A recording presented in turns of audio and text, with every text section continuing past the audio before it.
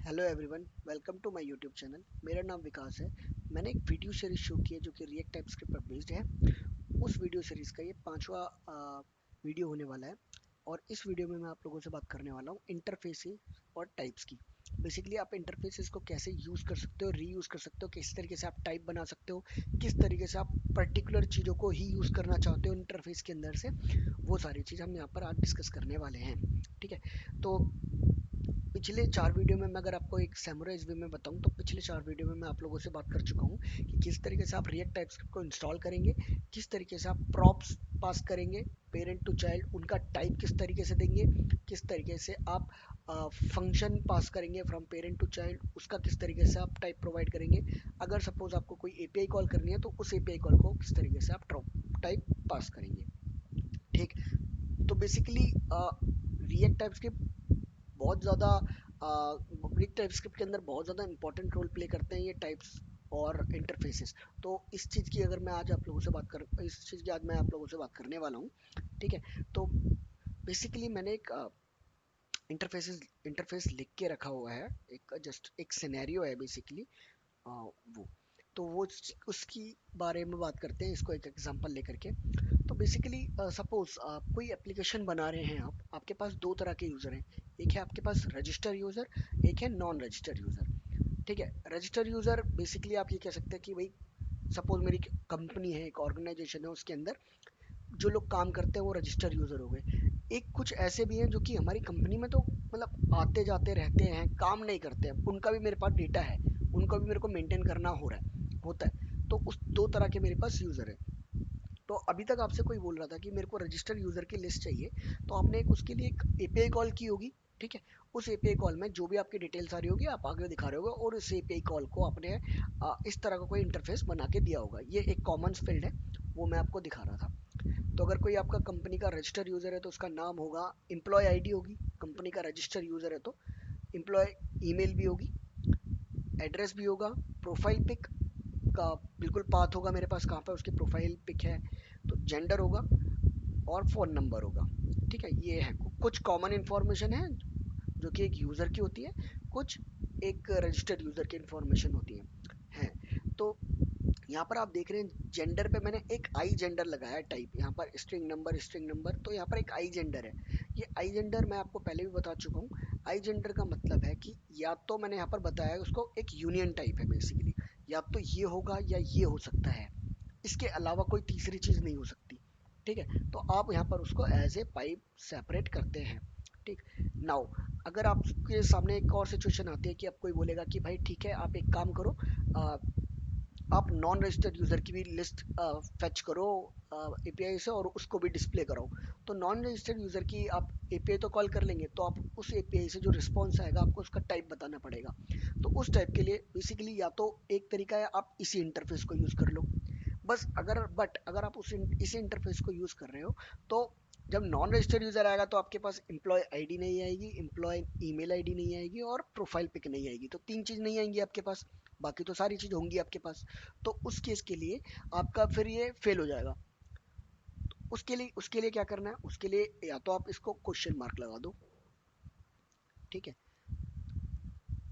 Question mark लगा दो। तो अब क्या होगा, ये दोनों के लिए काम कर जाएगा, रजिस्टर के लिए और नॉन रजिस्टर यूजर के लिए। तो आप सिर्फ दोनों के अंदर यही टाइप पास करोगे।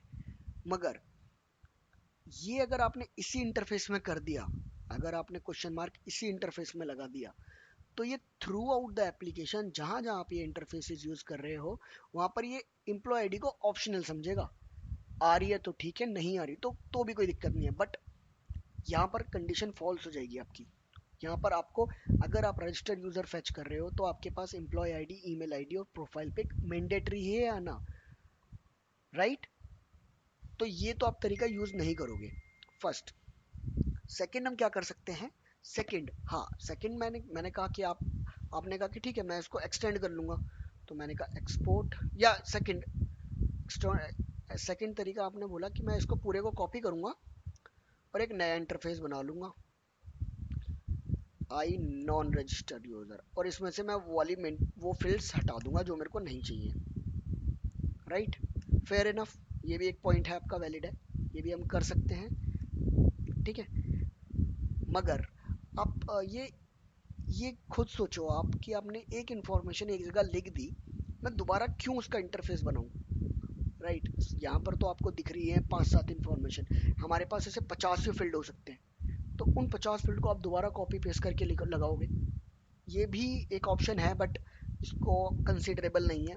इसको छोटे प्रोजेक्ट में आप कर सकते हो, बड़े प्रोजेक्ट में नहीं कंसिडर करते। कोई कोड रिव्यू करेगा तो वहीं से बाहर कर देगा कि ये गलत है। नाउ, एक तरीका है कि आपने कहा ठीक है भाई मैं इसको एक्सटेंड कर लेता हूँ, या तो आप नया बनाया एक्सटेंड कर लेता हूँ, ठीक है। एक्सपोर्ट इंटर, मैंने एक नया इंटरफेस बनाया, उसको मैंने नाम दिया, ये नाम दे दिया, एक्सटेंड्स किया मैंने ये रजिस्टर यूजर, ठीक है। एक ये भी तरीका है, आप इसके अंदर अगर आपकी कोई नॉन रजिस्टर यूजर के कोई एक्स्ट्रा कॉलम्स हैं, आप वो यहाँ पर डाल सकते हो जो भी आपको डालना है। और आपके अंदर फिर नॉन रजिस्टर यूजर में आपको वो सब फील्ड मिलेंगी, जितनी चीज इसके अंदर होगी आई रजिस्टर के अंदर, और जितनी आप यहाँ पर मेंशन करोगे वो सारी कंबाइन होके आपको इस इंटरफेस में अवेलेबल हो जाएंगी। एक तरीका ये भी है। अब एक तरीका है कि आपने, ये भी मैं बोलता हूँ कि ये भी थोड़ा सा एक वो प्रॉब्लम यही है कि मेरे को अगर इसमें 50 फील्ड लिखे हैं तो मेरे को 50 फील्ड को पहले एक्सटेंड करना होगा, तो मैं वो चाहता ही नहीं कि उस इंटरफेस में 50 फील्ड हों।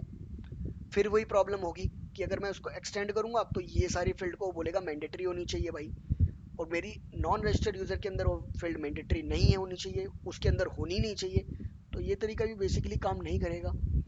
तो यहाँ पर आप एक चीज कर सकते हो, मैंने बनाया एक टाइप, इसको एक्सपोर्ट कर लेते हैं। मैंने बनाया टाइप, उसको मैंने बोल दिया आई नॉन रजिस्टर, ठीक है। और मैंने कहा ठीक है, यहाँ पर मैंने लगाया पिक। अब एक पिक क्या करता है, पिक बेसिकली आप बोल सकते हो कि दो पैरामीटर लेता है। एक पैरामीटर लेता है कि किस इंटरफेस या किस टाइप से पिक करना है, मैंने बोला इस वाले टाइप से पिक करना है, ठीक। पहला मैंने पास किया। दूसरा, अब मैं इसको सिंगल कोट्स में जो जो चीज चाहिए होगी मैं लेता रहूंगा। नेम लिया मैंने, सेपरेट करूंगा पाइप से, फिर मैं सिंगल कोट्स लगाऊंगा। फिर मैंने बोला एड्रेस चाहिए, फिर मैंने पाइप लगाया। फिर मैंने कहा जेंडर चाहिए, फिर मैंने पाइप लगाया, और फिर मैंने कहा मैंने फ़ोन नंबर चाहिए, ठीक है।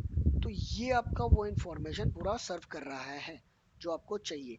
अब आप नॉन रजिस्टर्ड यूजर में देखोगे तो आपको वही चार इंफॉर्मेशन दिखेगी जो आपने ऊपर से ली है, जो आपने उस पर्टिकुलर इंटरफेस में से सिर्फ पिक की है। तो इसने एक पर्टिकुलर इंटरफेस में से पिक कर ली, मेरे को ये दो बस, और कुछ मेरे को चाहिए नहीं, उससे मेरे को मतलब ही नहीं है, ठीक है। एक तो ये होता है तरीका। और दूसरा तरीका, या तो आप इस तरीके से कर लो, या दूसरा तरीका आप बोल सकते हो एक्सपोर्ट टाइप, मैंने बोला आई नॉन रजिस्टर टू, ठीक है। दूसरी चीज एक होती है ओमिट।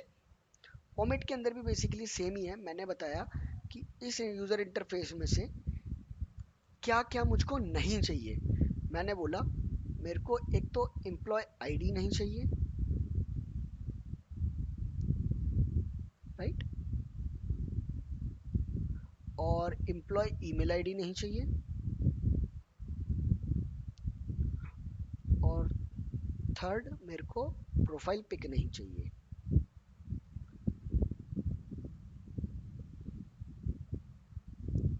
ठीक है, अब अगर आप इसके ऊपर होवर करोगे तो आपको यहाँ भी वही चार फील्ड मिलेंगे जो आपको चाहिए। या तो आप उसको ये बता सकते हो कि क्या मेरे को चाहिए, जो मेरे को चाहिए किसी पर्टिकुलर इंटरफेस से, तो मैं लगाऊंगा पिक।